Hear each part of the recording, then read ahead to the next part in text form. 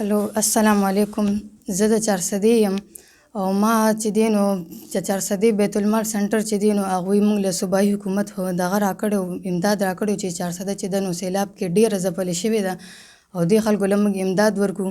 دلته چې دی نو مشران هم راغلي وو، موږ یې راغوښتلي وو، ډېر شی زنانه هم وې، ډېر شی نارینه هم وو، موږ نه یې ګوتې هم لګولې. موږ له چې دی نو د NIC فوټوکاپیانې هم زموږ نه ټولې کړلې او موږ له امداد راکړلو، ټولو خلکو له یې ورکړلو. موږ سهار 7 بجو کې تللي وو، تر 12 بجو پورې موږ کې سره چې دی نو ارسره را سره تقسیم کړل او موږ سره یې څه ارسره تقسیم کړل هغه هم درته زه وښیم.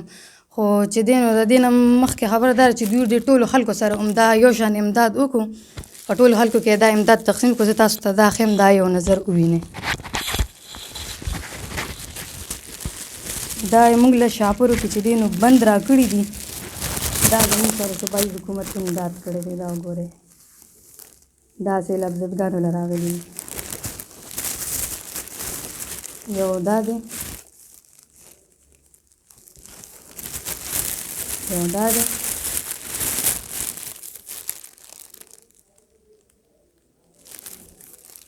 دا دی. دا صوبایي حکومت چې دی نو زموږ سره ډېر غټ امداد وکړو او موږ د سحر راغوستي وو، د ماسپښینه پورې د جمعې هغه مونځ رانه ګډ وډ شو او موږ سره چې دی نو دا امداد شوی دی. دا وګورئ،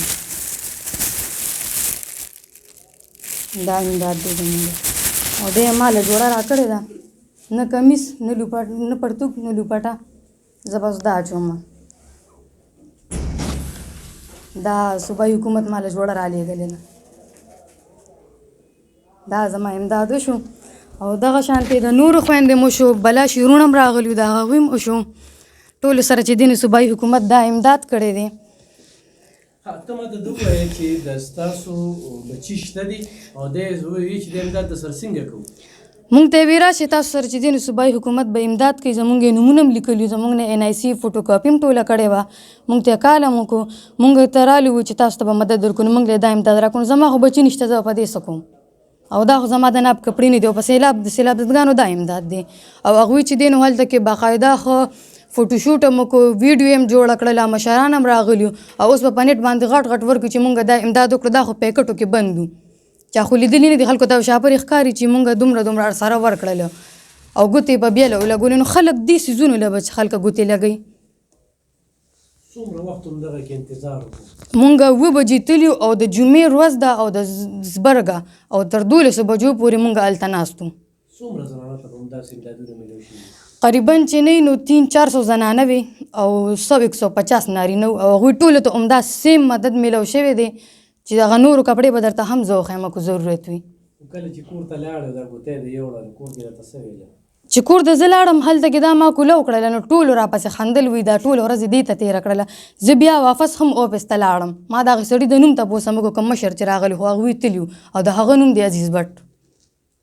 په داسې حالاتو کې لکه د زنانو سره زیاتې کېږي، ته څه میسیج ورکوې، څه پیغام ورکوې چې هغه بیا میډیا ته نه راځي، هغه بیا داسې اواز نه پورته کوي؟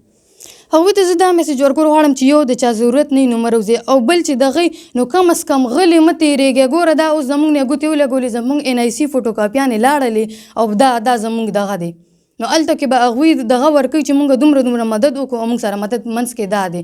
نو کم از کم چې چاته داسې څیز وي زیاتې ورسره کړي نو هغوی دې راشي ودې وایي چې موږ لرې دا څیزونه راکړي دي، د خپل حق تپوس وکړي او که نه شي کولی نو بیا کم از کم دا څیزونه خو دې نه اکسپټ کوي که نه.